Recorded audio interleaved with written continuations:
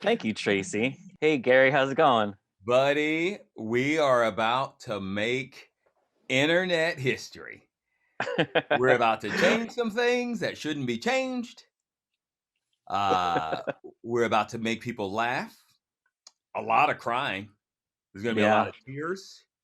I think that's mostly going to be from the Netflix PR crew. Yeah, exactly. How are you, buddy? I'm good. How is your Groundhog Day? You know what? It's one of the better Groundhog Days. No man forgets his Groundhog Days. Uh, this is one of the ones that I'm going to put. You know how I have that Groundhog Day diary? I'll definitely be putting this in the Groundhog Day diary. I've heard a lot about it, but I've yet to get my hands on a copy. I'll send you one. I'll have Oh, do you want the like I have a leather bound one and I have one that's sadly bound in groundhog skin. oh. Which doesn't seem appropriate, but whichever you choose of those Yeah, two. I mean, 2021, it's changing times, and I want to be woke. Yep. Yeah. Yeah. I also want to apologize right off the bat because last things first, it might be the pandemic that's making me go insane, but please tell me if I'm wrong that as you're aging, are you or are you not slowly morphing into the Irish twin of Michael K. Williams? I am Michael K. Williams. You know what I get more than anything? Lou Gossett Jr. Okay. Apparently, I'm a Michael K. Williams, Lou Gossett Jr. Had a baby, and everyone respected it, and and it's me. Well, you look good. Thank you, my dear friend. I appreciate it. Um, but first things first, I want to ask you. I know a lot about the Punchline, the old comedy club in Atlanta, Yeah. but I know nothing about what the comedy scene in Atlanta was like back in the '80s when you were starting out. Let me walk you. Let me walk you through the 1980s. Here's the crazy part. So I was in college. Uh, in college, there was a guy who came down to my college from the big city of Atlanta. I went to a little junior college that turned into a 4-year college called Clayton State College. He came down teaching a 1-day improvisational comedy class. He did a 1-day session and he pulled me aside after that and he said to me, "You shouldn't do improv comedy. It's not for you." So I immediately leave that little college and I go up to Atlanta and I start working doing improv comedy. At that time, there were the clubs, there was the Hmm. Punchline. Later, some other places came on, but the Punchline really was the biggest name in straight up comedy. But then there is improv comedy that was starting there. I used to go see this group called Laughing Matters that was headed by Tommy Futch, that time Emilio Pere, and a guy named Mark Farley, some other great people in there as well. I used to go watch them, watch them, watch them.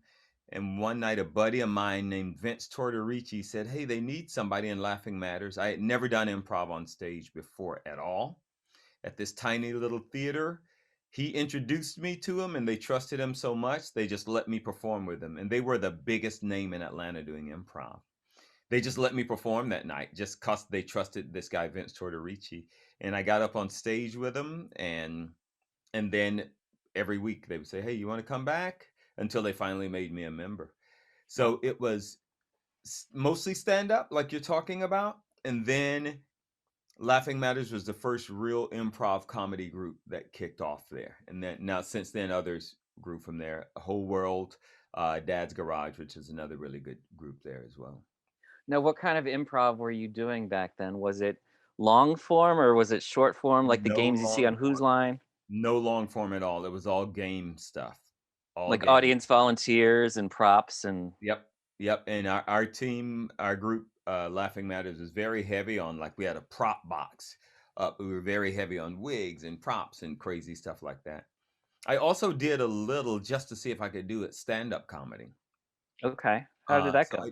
I did some of that. I did some at the Punchline, uh, and I did a little just straight up stand up. But then I had a roommate named Debbie Rauschenberg and we did Williams and Rauschenberg. She was a musician, so we did basically music parodies at those clubs. Um, I never liked stand up as much just because I so like groups. I like being able to just throw something out there and somebody else catch it and vice versa. I love watching stand up. I actually like writing stand up. But from the performance thing, I love improv. Like I do improv every day for absolutely zero money. Just because I truly and genuinely love doing that. Now, I didn't want to talk about the difference between the pay you get from the CW and the pay you get from Netflix. That's Look, everybody meets my rate. Uh, I'm very loaded. Netflix, of course, they send the jet. Of course, they send the inline skates. By the way, if you Mhm. don't drive, Netflix will give you a free pair of inline skates that motorized that you can go anywhere on their motorized inline skates. And with NASCAR, of course, you get your own pace car. The CW, they did something different. They had either a big strong man or woman, whichever you preferred, that would Mhm. pick you up and carry you like a baby from set to set. So each has its positives and Mhm. very few negatives. Very Well, few. that explains why Colin Mockery won't leave. He will not leave. He gets carried everywhere. And Colin likes to be carried facing out. Now, you've Mhm. seen like dads with the baby Bjorn. Sometimes you want the baby Mhm. facing in. Colin likes to be facing out, seeing the world with his tiny little legs kicking. So, at what point did you decide? You were doing improv, you were performing musical comedy, you were doing some small roles in TV. At Hmm. what point did you decide you were ready to leave Atlanta for So, LA? man, you asked the best question, Sean. Um, in Atlanta, there was a casting director named Shay Griffin. She was also a manager, and Shay would take chances on me like nobody. I remember there was a movie came through town, and she said, "Oh, I need you to come audition for this movie this week." And I read it, and like, there's nothing in there for me. I was like, "What am I auditioning for?" She's like, The Waitress," and it was like the part literally said Southern teenage female, white. Like it was everything that I was not. And I was like, "Are you serious?" She goes, "Yeah, I think you could do something good with it." I remember walking into that room with the producers. I think they were all Italian, and them looking at me like, "What's going on?" And she goes, "Just see what this guy does." And then they hired me for it. So this Shay Griffin would just put me out for stuff that I never should have been in a room for. And one day she says to me, "You've done everything you can do here. You should consider moving." And so I did. I was like, "I'll go give it a try during pilot season." And then my wife at the time said, uh, she just got laid off from her job. She was like, "Let's just move to LA." So moved out here with what we got off of selling our house, which I thought would last forever. It lasted about a half a year. and and that was it. It was really on Shay's suggestion that like go try it. Like you're not, you know, you don't have that much to lose if you just go try to see what the LA market is like. So, how long did it take you to kind of cash in on that move? So, Uh, the at the I think it was near the end of the first year, I got cast in Malcolm in the Middle as a recurring role in there. I went in for the pilot to do um, this one. It was like a one time a bathroom attendant, and then at that time I was probably 373 something pounds, something like that.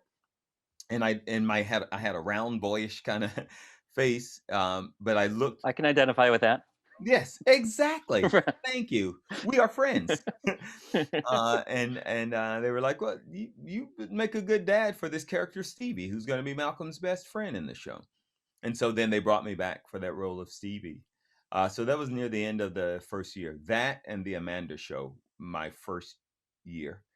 I immediately found my tribe out here with the improv places. I would literally go through. I think it was Backstage West or one of the papers Mhm. back then, looking at free improv classes. Like, okay, take your first class free. And I would just go from one to another just to meet people, um, taking free classes. And then the groups start asking me to come and join them. I met a bunch of guys from the Second City alumni that way. And then they were like, hey, if you want to be part of us, you can come and do shows with us every week.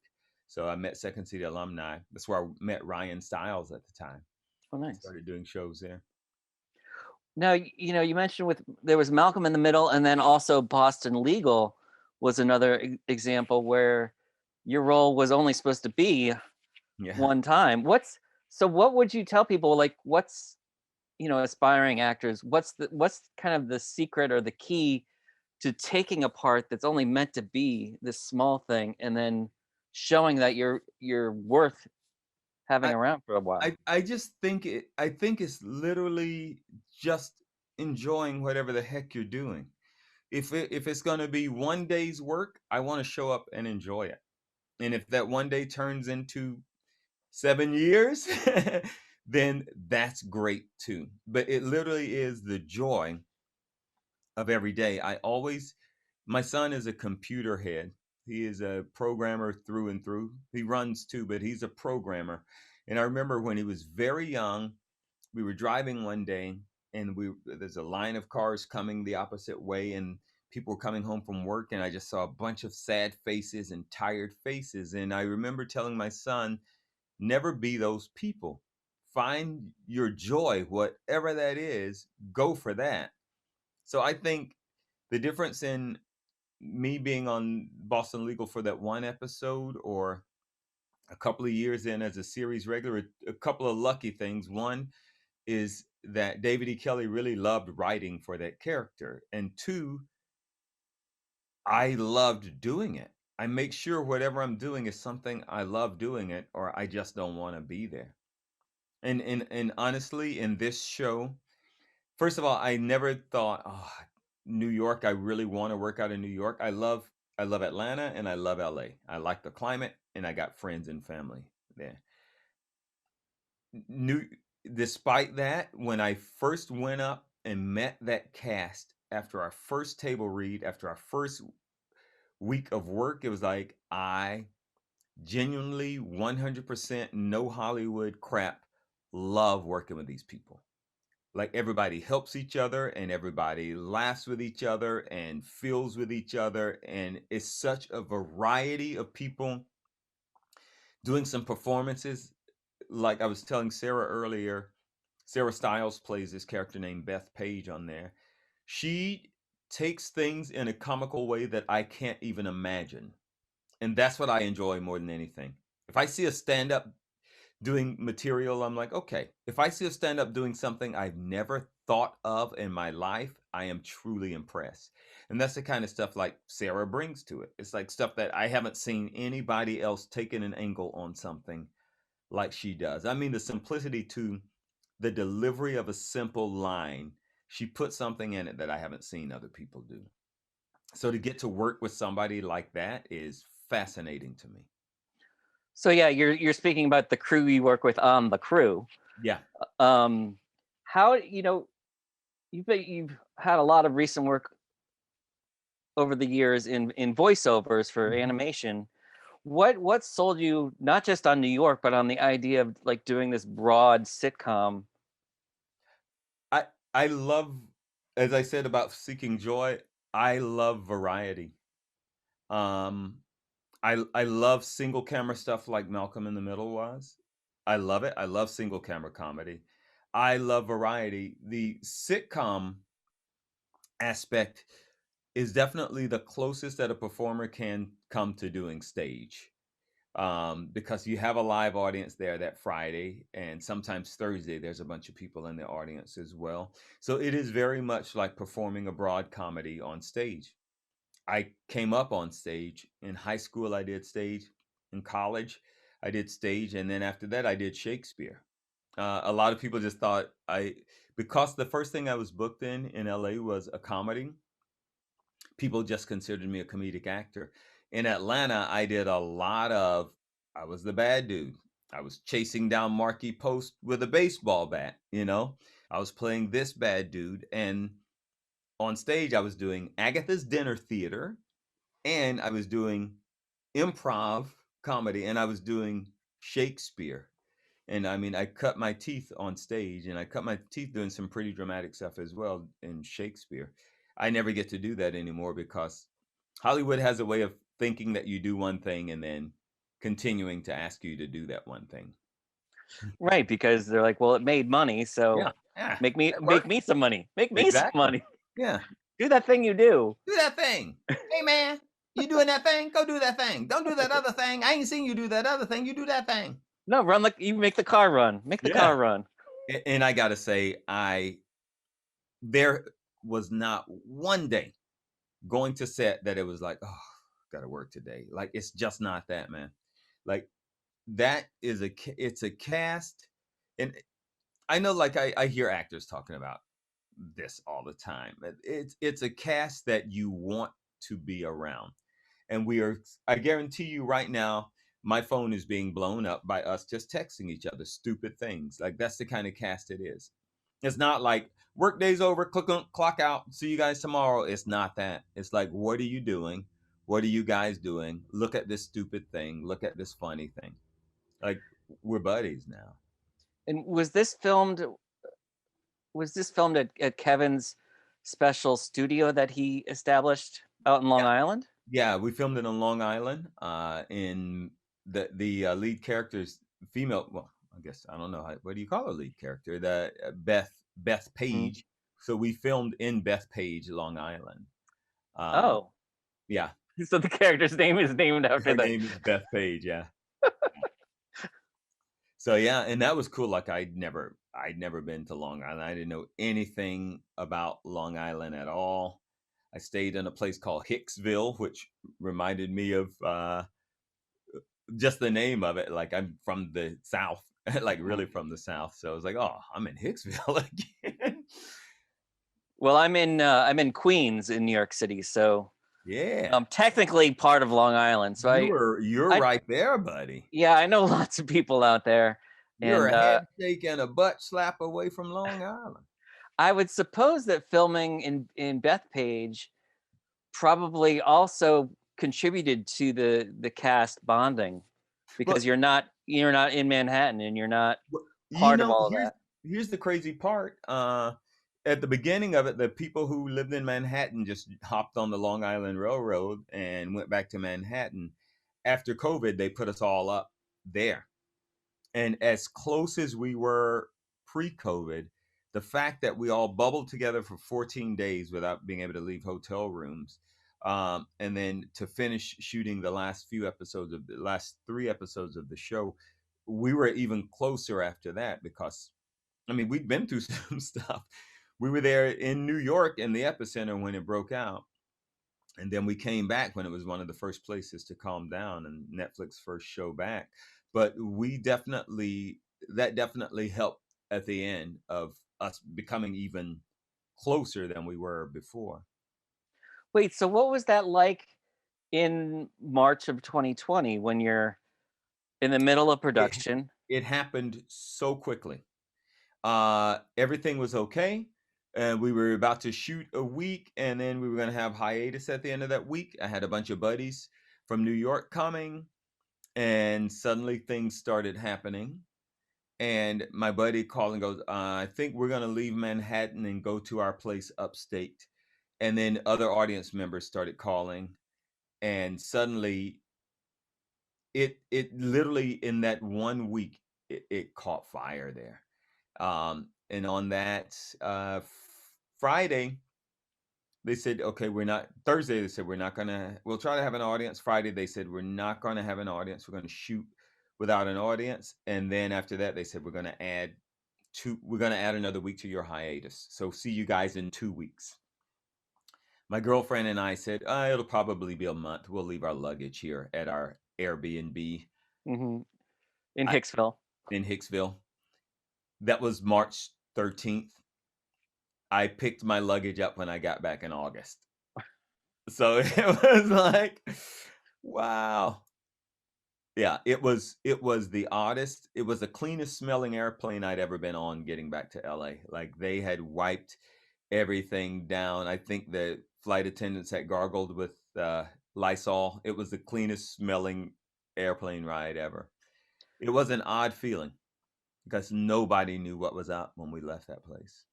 And then even in August when you fly back, I mean, it felt like, the atmosphere, at least in New York City in August, people were comfortable because it was nice weather and you could be outside.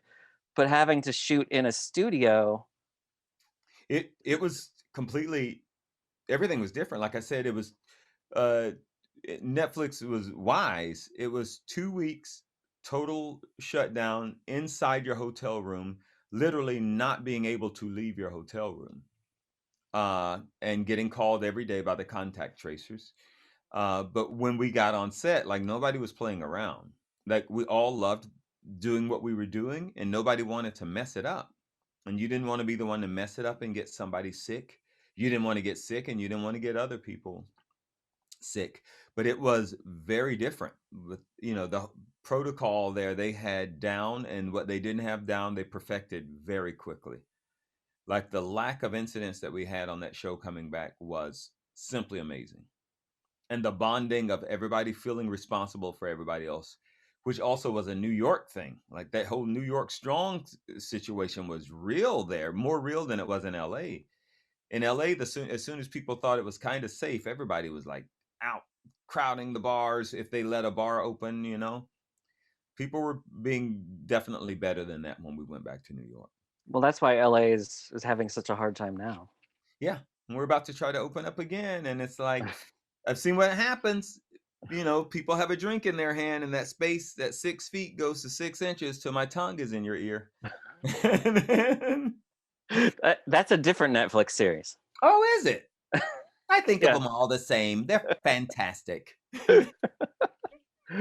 Now but I know I don't have a lot of time with you, but I want to ask you about this.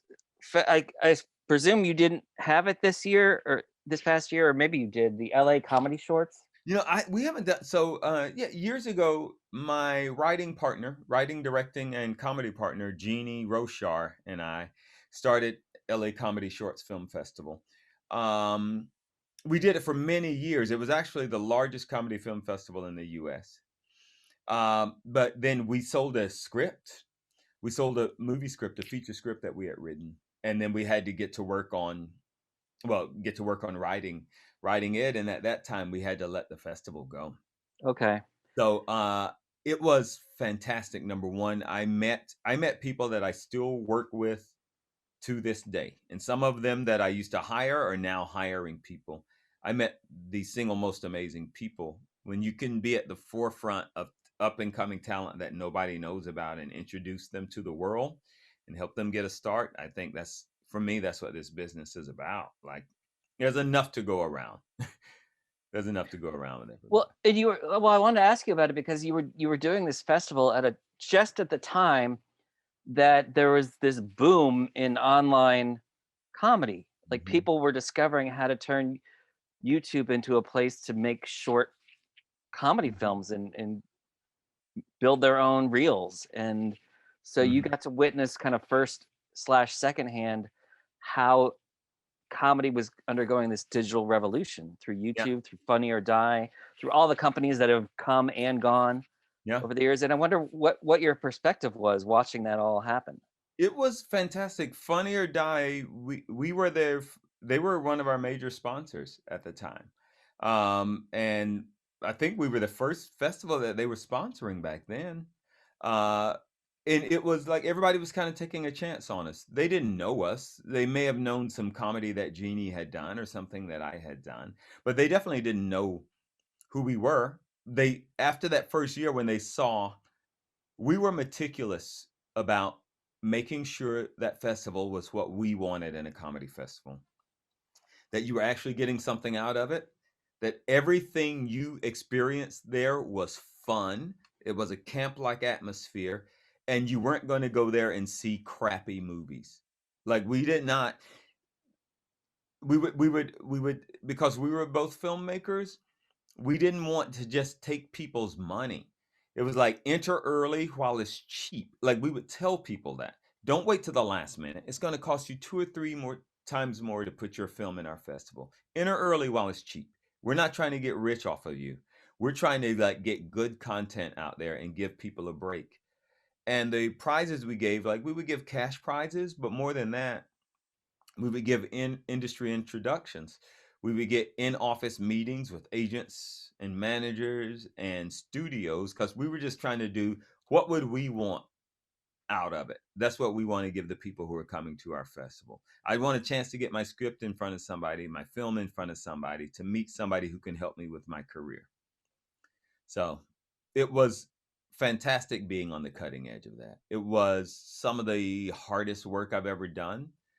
We would get in about 1,000 films a year that four of us, me, Jeannie, Ryan, and our then partner Kelly, all four of us watched every single film, and we get in about 1,000 scripts. We'd read the overwhelming majority, and then we would hire professional readers in the industry, not just like a neighbor. They all had to be connected to the industry. Like Key and Peele would review films for us or read scripts for us, that kind of thing. It had to be people who knew what the heck comedy was. Right. Yeah, Um, it was great to be on that magic happening because suddenly we used to say everyone can now make a short film, but not everybody should. Like, about 1 in 10 would get into our festival, basically. Out of 1,000, maybe close to 80 every year would get in out of 1,000 submissions. that's kind of been my sense of the whole social media era, is that it's given everyone a voice, but on the other hand, it's given everyone a voice. Yeah, it's giving everyone a voice, but some of y'all should shut up. Just shut up. Yeah. Now, I don't know what Kevin and his team's process is like when they're making shows, but for the crew, how much room did they give you and Dan and everybody to improvise? Uh, a lot. And more than that, just to there was a lot of comfort of just having fun.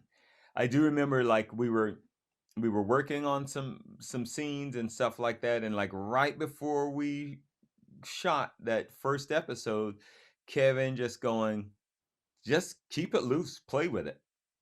And once he said that, like that's the magic that especially an improviser wants to hear, to just play with it. And he was big on that. And there was never a time, that was episode 1, there was never a time in those 10 episodes that he changed his attitude about that. And Andy Fickman, who directed it, Mhm. I have never in my entire career seen anyone keep a set as light and fun as Andy Fickman and get the work done. He will make you want to go out and be funnier and better. Like as an individual, he knows how to deal with people, and he knows how to make you want to come to work and be good. And there's never any weird pressure or none of that stuff. Like it's top down stuff, and at the top is nothing but fun and lightness, and let's do the best dang thing that we can absolutely do. So playing off your idea of keeping it loose, then, final question. What's the craziest improv you've been a part of? Was it with the crew? Was it with um, Mhm. Laughing Matters? Was it with Whose Line Is It Anyway? Or was it your brief flirtation with the Eric Andre show? Wow. Eric, first of all, I have a couple of things to say to you, sir. Eric, okay.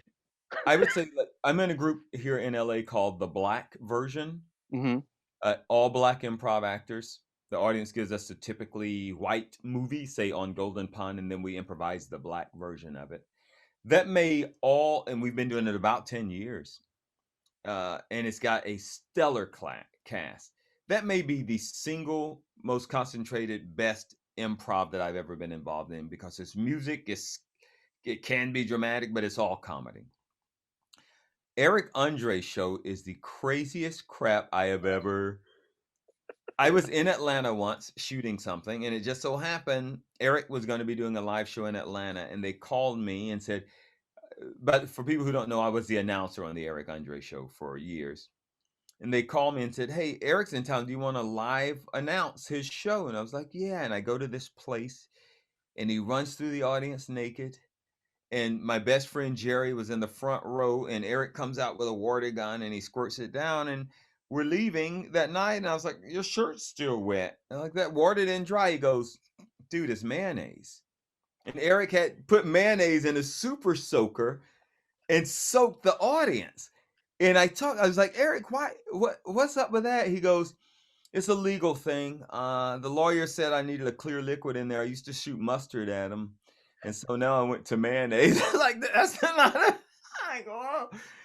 It was, to me, it was like a lawsuit waiting to happen at any moment. It was dangerous and crazy. And I totally admire Eric. It is a dangerous and crazy show. Yep. And at the same, like, I toot everybody's horn. Like, Laughing Matters, that first improv group I was ever involved in Atlanta, like, those guys, I learned so much so quick by them letting me step on stage with people that I still consider some of the funniest performers in the world, that some people know about in Atlanta, of course, but like in the world don't even know. A lot of people don't even know they exist. Those guys are stellar to a T, and they do everything. They do music, they do quick games, they do long forms. They're brilliant performers, and I have to 100% give them credit for helping me get involved in improv, because I never would have really found it without those dudes. Well, Gary, I'm glad you found them, and thank you for keeping everything fun and light with me. I really appreciate it. Thank you, brother. A lot of fun. Really nice talking to you. It was a May us blast. round-headed guys live forever. Indeed. Thank you, Gary. Thank you, Netflix.